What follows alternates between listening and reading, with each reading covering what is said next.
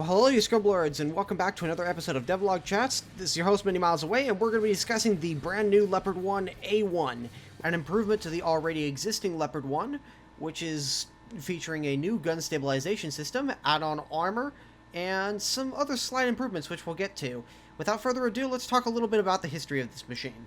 So the development of the Leopard 1 started back in the mid-50s, where the rapidly recovering German economy from the Second World War and the German industry, with NATO's blessing, allowed them to start designing their own vehicle.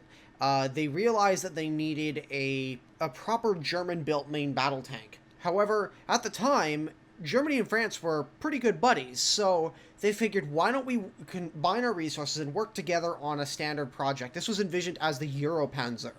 And the idea was that this vehicle would equip most of the Western European nations as a standardized main battle tank. And so this had come at a time for France when the AMX 50 program had just been dropped as a medium tank. So they were eager to get started on this. So they both came forward with their own specifications, and they started working together on this project. They went through several prototype stages, and ultimately they both decided that, well, this isn't working out. So they split off and they started working on their own programs, which would develop into two different vehicles, the Leopard 1, and for the French, the AMX 30B. Which at the same time is kind of ironic, because both of those vehicles are essentially the same tank in terms of their roles. Sure, there's some differences between the vehicles. The French tank has probably a little bit better armor protection, but it has a very, very similar 105mm gun. It could fire standard NATO ammunition, and the Leopard 1, well, we already have that in game, so we know what that's about. Now, the Leopard 1 was designed at a time when the Germans figured that armor was irrelevant. The armor versus anti-tank weapons race had reached a point in that period where the Germans saw that anti-tank weapons were so powerful, and shaped charge warheads were so powerful that no amount of armor that you could conceivably put on a tank would stop it. And by armor, we're talking about rolled homogeneous steel armor, with the standard armor used up until that point. And to a certain extent, they were right.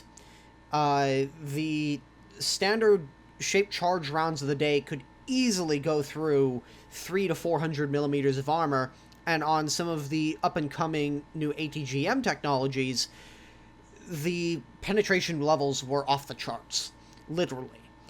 So the Germans went ahead and designed the Leopard 1 with mobility as its armor. The idea was that the Leopard 1 would be a sort of hit-and-run tank. It would appear out of nowhere, engage the enemy, do mass damage to them, and then retreat before the enemy had an effective chance to engage the Leopard 1. So that was the envisioned role for it.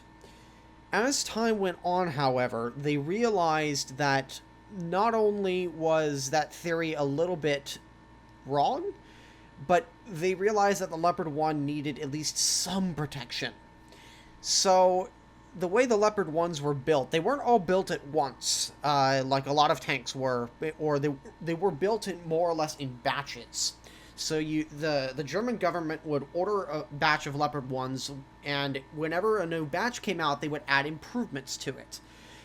So the Leopard 1, so the Leopard A1A1, I'm sorry if I keep calling this Leopard 1A1, I'm probably just going to go with that because it's a little bit easier. So the Leopard 1A1 was, I think it was the second batch of Leopards that was ordered by the West German military in 1965. Correct me if I'm wrong down in the comment section, but anyway. So the Leopard A1A1, I keep jumping back and forth between these things. The Germans, you really need to make this stuff easier in any case. So this vehicle featured a number of improvements on it. And we're going to see these in-game, which is what a lot of people are excited about. One of the biggest issues with the very first Leopard that we already have in-game is it doesn't have a stabilizer. Now, the Chieftain Mark III has a stabilizer, and we already know how that works. For those of you who aren't aware, the gun stabilization systems in War Thunder are not necessarily for firing on the move, but they're more or less allowing you to fire on a short stop. So you spend less time waiting for your suspension to settle down, before you are able to effectively aim and engage the enemy. With the Chieftain, that time is almost nothing, because your stabilization system allows you to keep the sight practically on the enemy tank, so when you bring yourself to a stop, your gun is already pointing at the target and you pull the trigger. So that's the basic idea and the basic way that the gun stabilization systems work in War Thunder. And on top of that, this version has extra 35mm spaced armor plates added all around the vehicle. Now, what this does is that it basically bumps the effective armoring on the front of the turret up to about 185mm, which, if you think about it, isn't a lot at that period in time, especially in Tier 5 in War Thunder, where you've got ATGMs flying around. Now, whether or not this spaced armor is actually going to be effective against stopping ATGMs and shaped charges, we will have to wait and see. I don't think that 35mm of armor on the front of the extra 35mm is going to be enough to stop an ATGM, but we'll have to see once the patch is released. Now, many people are a bit salty about the Leopard 1 and have been as of late, and that comes down to the fact that Leopard 1 is widely considered to be the best tank in War Thunder. Now, if you don't know why that is, I'm going to do a quick explanation here. The Leopard 1 perfectly fits the meta of War Thunder. It's fast, it's maneuverable, it has a very good gun, and on top of that, it can do a little bit of everything. It can play the objective, it can capture points early, and it's got the rate of fire and the punch with that rate of fire to knock out any tank on the battlefield with relative ease. This is when it's firing its top ammunition, the high explosive anti-tank fin stabilized round. Now, Heat FS has been causing a lot of controversy over the past few months, ever since the Leopard 1 actually first came out. Originally, it wasn't that big of an issue because a lot of people hadn't unlocked it yet, but once everybody did, that was basically all they ever used, because technically that's all you really need. However, at the time, another reason why people were using that was because Hesh didn't properly do a lot of damage. Hesh could do a little bit of damage, but it was really only effective against the sides of enemy vehicles, and it hadn't been buffed to any significant degree. Nowadays, Hesh is actually very, very useful. In a lot of ways, it's far more effective than the Heat FS.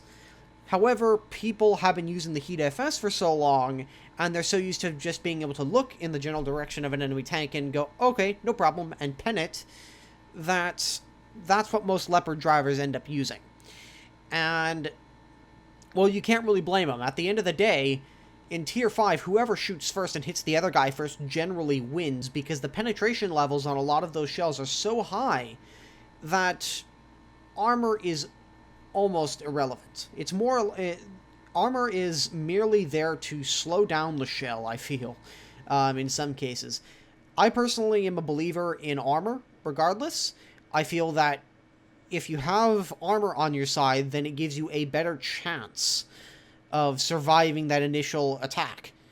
Whereas if you don't have that armor, then, well, I guess the perfect example of this would be the M551 Sheridan. I like the Sheridan. However, I don't play it very much, and the reason for that is because its armor is so bad that if you make any mistakes in the Sheridan, you're dead. It's just as simple as that. You don't survive, because your modules are so packed together, and you have so little armor protecting them, that any hit that you take is critical, and it does massive amounts of damage if it doesn't outright kill you. So that's the same issue that a lot of these Tier 5 vehicles have, except for those that have lots of armor and lots of things to throw in front of the shell. A good example of this is the mouse. The mouse has an engine block, a transmission, and a couple of fuel tanks and radiators in front of, except for the transmission. The transmission's in the back, but you get my point. It has so many modules in front of the tank that it can take a frontal hit and keep on trucking, in a sense. Whereas vehicles like a T-62, a Leopard 1, to a lesser extent the M60, and vehicles like the M551 Sheridan are excruciatingly vulnerable to that kind of thing, because their frontal plates generally only hide, well, the driver and the main ammunition rack on most of these vehicles. It's right in the front, generally. which at the same time feels a little bit counterintuitive, because wouldn't you want that on the floor? But in any case, so the basic survivability of vehicles like the Leopard 1 and the Leopard A1A1 are going to be questionable. And that's why a lot of these improvements have been added on in terms of extra armor. The Chieftain was designed to have a lot of armor on it because of the lessons that the British had learned in Korea. They realized that tanks still need armor, even if it's not particularly thick. It needs to be well sloped. And that's why you come up with vehicles like the Chieftain, which have a semi-reclined driver's position, which brings the profile of the vehicle way down, allows you to slope that armor beautifully, and then set the tank up to hold defensive positions with lots of armor and a very, very powerful gun. Again, the Leopard 1 was not designed with this concept in mind. So when people are playing this vehicle, whether it's the regular Leopard 1 or this brand new one, they have to keep that in mind. Now, with that aside, it's also worth mentioning that the Leopard 1 was wildly successful. And I think that's pretty apparent in War Thunder. In War Thunder, the Leopard 1, like I said, is probably considered to be the best tank in the game. And one of the design factors that came out of the Leopard 1 was the fact that, well, it was relatively cheap to produce, and it could be widely exported, and a lot of countries bought them, and a lot of countries still have them in service. Brazil is a good example of this. They still have Leopard 1s in service even today. The Canadians had Leopard 1s forever. I think the Australians still have about 70 in service. So you see Leopard 1s all over the world, and it became one of the nicknames it picked up was the Standard Panzer, and the Euro Panzer, and the Euro Tank. Simply because everybody had Leopards. It was an affordable vehicle. It had a punchy gun. It was fast. It was easy to maintain. It was basically everything that somebody wanted in a relatively cheap machine. The cost of that was that you had to sacrifice armor, again, in order to get those things. It wasn't until the development of composite armor, which allowed tank designers to keep the rate relatively down, but still give them lots of armor protection, that they were able to keep that mobility balance in check. So like I said earlier, the second batch of Leopard 1s, which became the Leopard 1A1, started in 1965, and it continued until the late 60s. In 1974 and going through 1977, the Leopard 1A1 was upgraded to Leopard 1A1A1 standards. Now, it's an important distinction there. And one of the main upgrades that they added with the Leopard 1A1A1 standard was they fitted a new thermal shroud along the barrel. Now, a lot of people don't know exactly what these thermal sleeves are and what they're for. The thermal sleeve is there to equalize the temperature along the barrel. Let's say you've been firing all day, you had an engagement, and it starts raining. Well, the barrel is still hot. However, as the rain comes down on the top of the barrel, it cools the top of the barrel and the barrel contracts. But the lower part of the barrel is still hot, so if that isn't properly covered and it isn't properly taken care of, the barrel will warp into an upwards position. You really don't want that. So what the thermal sleeve does is it keeps that from happening and equalizes the temperature of the barrel no matter what's happening around it. Now, before we go and before I wrap this up, I'm going to quickly discuss some of the other variants of the Leopard 1. Now, the one that everybody is kind of excited about, for War Thunder at least, is the Flakpanzer Gepard, Gepard is German for cheetah. And the Flakpanzer Gepard is a self-propelled anti-aircraft gun version of the Leopard 1 with a new anti-aircraft turret mounted on it, fitting two 35mm cannons, not 25mm cannons, 35mm. However, it's been confirmed that it's going to be in the game, and we're supposed to be getting it this patch. However, the devblog hasn't come out for that yet, and I kind of want to save that talk for then. One of the other things that they did with the Leopard 1 is they came up with vehicles like the Biber, which is an armored bridge layer variant of the Leopard 1, and then the Bürgerpanzer, which is a armored engineering vehicle based on the Leopard 1 chassis. And with that, I'm going to wrap this episode of Devblog Chats up. I hope you guys have enjoyed. Before I go, I'm going to let you guys know I'm going to be starting a sort of Q&A series of videos. I haven't exactly figured out what I wanted to name it yet. I was thinking track maintenance Q&A, but you guys let me know. Give me suggestions for it down in the comment section below, and also leave your questions there with your suggestion. I want to hear what you guys have in mind in terms of questions for me. I know that I keep getting these same questions asked on every video over and over and over again, and the idea with this is that I kind of want to create a video FAQ, so that way you guys can always refer people who are asking the same questions over and over and again in the comments back to this video, and they can get their questions answered without me having to answer the same questions over and over again. So, again, leave your questions down in the comment section below, and leave a suggestion on what this new video series should be called. In any case, thank you guys for watching. This has been Many Miles Away, and I will see you guys in the next video.